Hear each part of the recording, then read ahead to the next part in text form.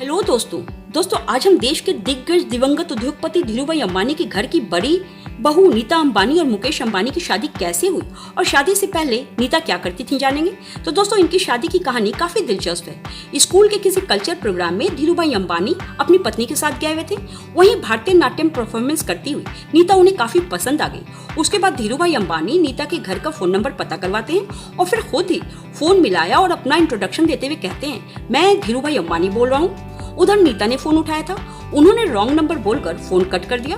धीरूभाई भी हार मानने वाले नहीं थे, उन्होंने दोबारा से फोन लगाया और बोला, मैं धीरूभाई अंबानी बोल रहा हूँ। फिर से नीता ने बोला कि मैं क्वीन एलिजाबेथ बोल रही हूँ, कहकर फोन काट दिया। फिर धीरूभाई अंबानी ने फोन लगाया और उधर फोन उनके पिता ने उठाया था। पिता ने धीरूभाई अंबानी की आवाज पहचान ली, पूछा कि जी बोलिए।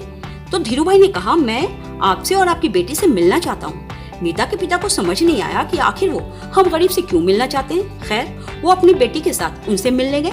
मिलने के बाद उन्हें समझ आ गया था कि वो नीता को अपने बेटे के लिए पसंद कर चुके हैं। धीरूभाई ने नीता से कहा, तुम मेरे बेटे मुकेश से मिलना पसंद करोगी? तुम मुकेश से जरूर मिल लेना। उनकी बातों से साफ जाहिर था कि वो चाहते थे कि बच्चे आपस में मिलकर एक दूसरे को समझ ले। इधर मुकेश को नीता एक ही नजर में पसंद आ गई थी, लेकिन नीता परेशान थी। उन्हें समझ नहीं आ रहा था कि उन्होंने हमें क्यों बुलाया है, इस गरीब परिवार से इस गरीब लड़की को क्यों पसंद कर रहे हैं। उन्होंने कहा मुकेश से कि मैं लोकल गाड़ी में चलती हूँ और लोकल बस में चलती हूँ, लोकल ट्रेन में चढ़ती हूँ, क्या आप ऐसा कर सकते हो? तो मुकेश ने कहा, अपनी गाड़ी को साइड कर दिया और उनके साथ लोकल बस में चढ़ गए। फिर उन्होंने कहा कि मैं अपना जॉब नहीं छोड़। यहाँ उनके पैशन का सवाल था। मुकेश इस पर भी राजी हो गई। फिर 8 मार्च 1985 को बड़े धूमधाम के साथ इन दोनों की शादी हो जाती है। तो दोस्तों ये तो थी उनकी शादी की बात। तो चलिए अब हम ये जान लेते हैं कि नीता शादी से पहले क्या करती थी।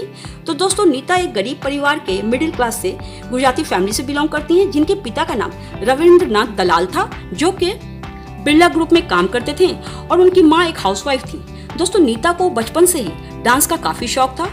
उनके बचपन का नाम नैनतारा था। फिर बाद में उनकी माँ ने उनका नाम बदलकर नीता दलाल रख दिया। शुरू में उनकी माँ की ख्वाहिश थी कि नीता सीए बने, लेकिन नीता का इंटरेस्ट तो डांस में था। फिर उनके माता पिता ने उन्हें बचपन से ही क्लासिकल डांस की ट्रेनिंग दिलवानी शुरू कर दी और महज 20 साल की उम्र में ही उन्होंने एक स्कूल में बच्चे को डांस सिखाना शुरू कर दिया। फिर तो दोस्तों इसी दौरान कुछ शर्तों के साथ उनकी शादी हो जाती है। लेकिन दोस्तों शादी के बाद भी वो सालों तक अपनी नौकरी नहीं छोड़ी। जो नीता लाखों की चाय पीने वाली थी, वो महज 800 की नौकरी सिर्फ अपने पैशन के खातिर नहीं छोड़ा था। फिर बाद में उन्होंने इसे छोड़ दिया। फिर उसके बाद अगर इनके लाइफस्टाइल की बात करें तो ये लाखों करोड़ों का हैंडबैग कैरी करती हैं दोस्तों।